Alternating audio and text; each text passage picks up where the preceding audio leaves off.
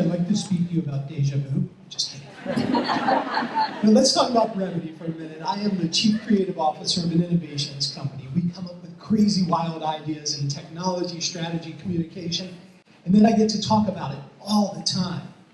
Brevity is not my gift. So if it's not yours as well, let's talk about some of the things it's not. Brevity is not speed. Doing things faster is not necessarily being brief, and in many cases, it makes you not able to be understood. If the goal is to be understood, speed is not the answer per se.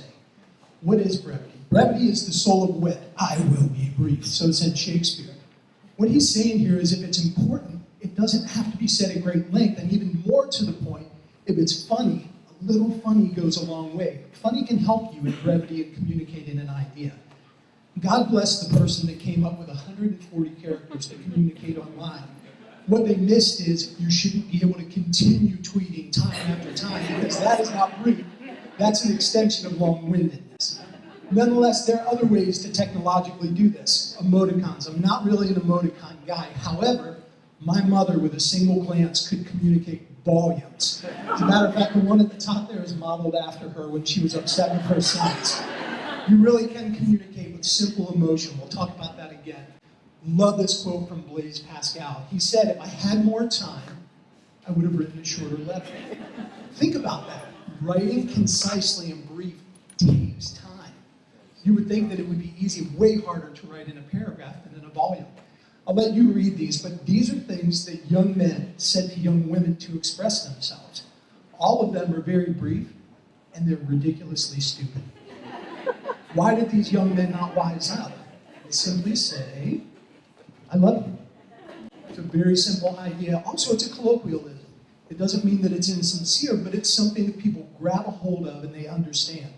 So in your effort to be brief, search for things that have unified understanding. When you say it, they'll know exactly what you mean. So, how to be brief, a little primer. Know who you're talking to, know how they would like to be spoken to. It's your job to adapt to them. And know what you want to get out of the conversation. As bad as that sounds, we all enter conversations wanting to get something out of it. So, know who you're talking to.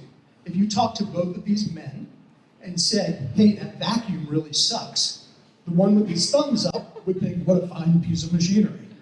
The other one, if he even knew what a vacuum was, would say, yeah, it sucks. Know how to be spoken to, or how your audience wants to be spoken to. We've all been subject to the best man in a wedding after 12 beers, standing up and proclaiming his love for the bride, and she should marry him. That's not really how they want to be spoken to. Think about it. And then last, what do you want to get out of it? Not all conversations have to result in money, a new car, a house, you name it. But there's generally some sort of outcome, even if it's just earning trust, love, respect, or a right to the next conversation. So think about that going in. Finally, learn how to bluff, and I don't mean bullshit, excuse the language, but I mean bottom line up front. Introduce what you're talking about. Here's what we're going to talk about, especially in business. Let them know. Build the expectation. It might make for a shorter conversation than expected, but it gets you there faster.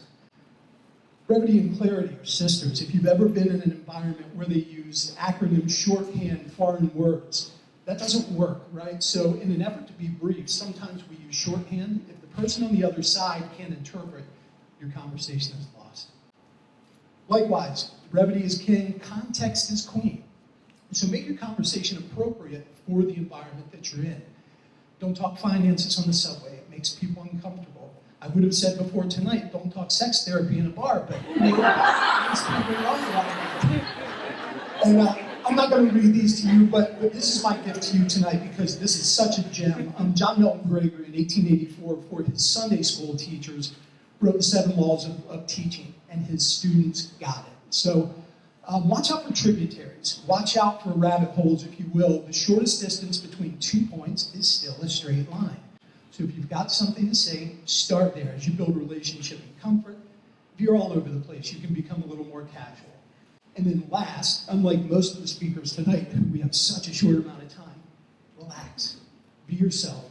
While you're trying to adapt to your learner or your co-conversationalist, you've still got to be authentic. That'll go a long way. If you're nervous, the person you're talking to will be. So let's review. Know who, what, and how. Have reasonable goals. You may need to have multiple conversations. There are style points for being yourself. Ask clarifying questions as you talk. Hey, does this make sense? Earn your way to the next conversation. And with that, we don't always need more hours in the day. Sometimes we just need less work. So for this venue with this microphone, I'm done. But I'll be at the bar if you want to buy me a beer and we can have a brief conversation. Thank you very much.